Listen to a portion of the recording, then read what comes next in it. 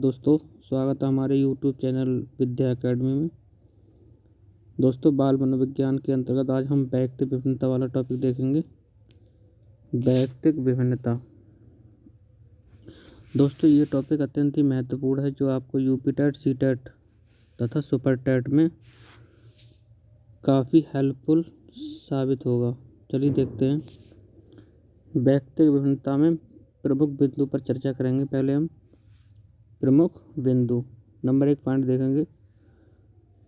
दोस्तों, वैयक्तिक विभिन्नता के अध्ययन के जनक फ्रांसिस गाल्टन को मानते हैं।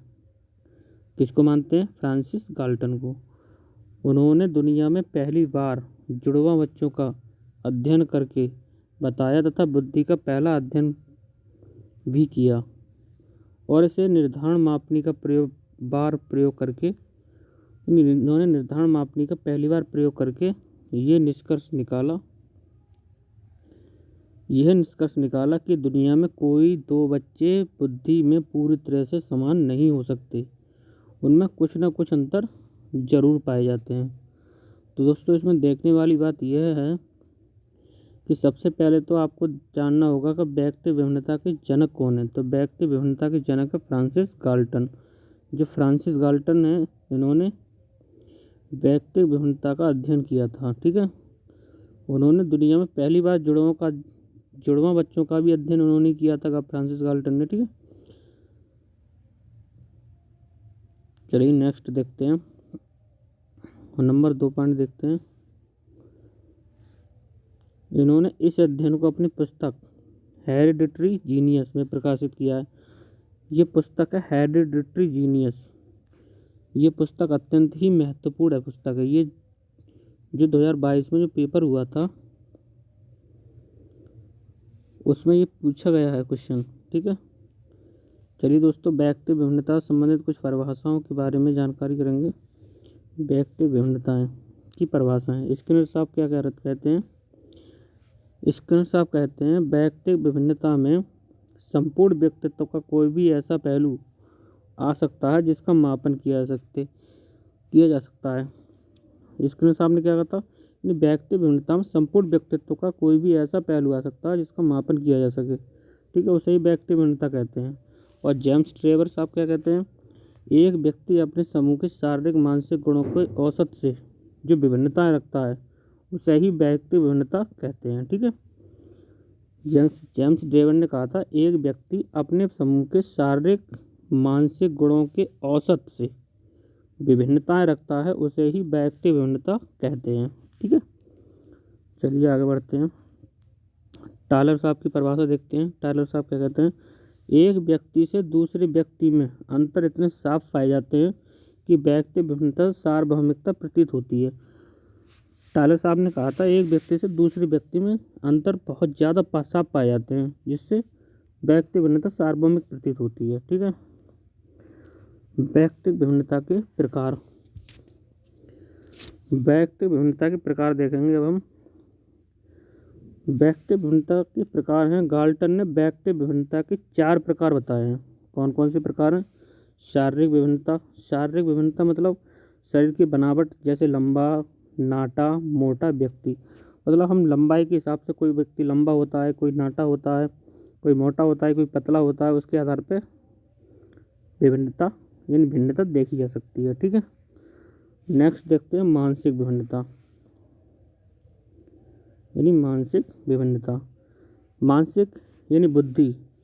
किसी बच्चे की बुद्धि लब्धि ज़्यादा होती है, किसी कुशाग्र बुद्धि होती है, कोई मंद बुद्धि वाला होता है। कोई दो बच्चे आपस में समान बुद्धि के नहीं हो सकते। किसी की बुद्धि ज़्यादा होगी तो किसी की कम होगी।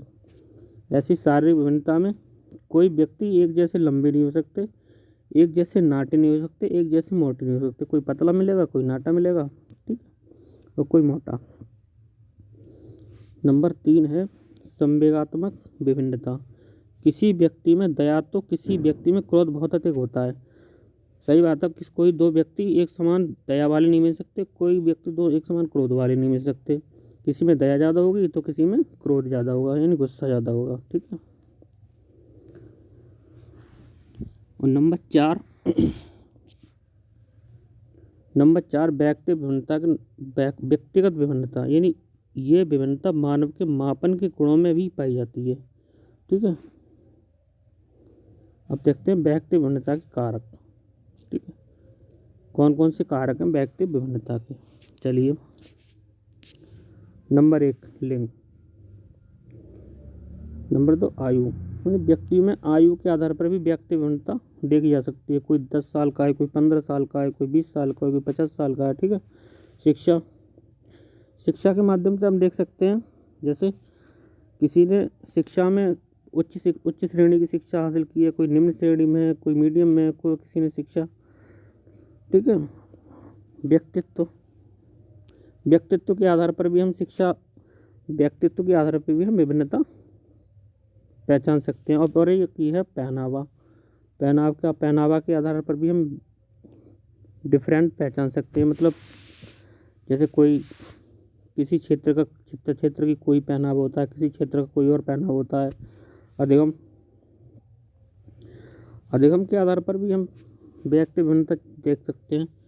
रुचि, किसी की रुचि ज़्यादा होती है, किसी की रुचि किसी में होती है, किसी की रुचि किसी और में होती है। ठीक है, बुद्धि के आधार पर भी व्यक्ति भिन्नता देख सकते हैं। ग्रहण शक्ति, धर्म, कोई किसी धर्म में है, कोई किसी धर्म में है, कोई हिंदू धर्म में है, कोई मुस्लिम धर्म में है, कोई सिख धर्म में, कोई ईसाई धर्म में है। इस आधार पर भी हम व्यक्ति विभिन्नता देख सकते हैं। संस्कृति, हर क्षेत्र की अलग अलग संस्कृति होती है। ठीक है, भाषा, क्षेत्रीय भाषा अलग अलग होती है। कोई किसी भी प्रकार की भाषा बोलता है, कोई किसी भी प्रकार की भाषा बोलता है। इस प्रकार से हम विभिन्नताएं देख सकते हैं। व्यवसाय, किसी का कोई अलग अलग व्यवसाय होते हैं लोगों के। राष्ट्रीयता, ठीक है, वंशानुक्रम और वातावरण। ठीक है, तो ये रहा आपका आज का टॉपिक, व्यक्ति विभिन्नता। ठीक है, तो दोस्तों कैसी लगी हमारी क्लास? अगर क्लास सही लगी हो तो लाइक शेयर एंड सब्सक्राइब जरूर कीजिएगा।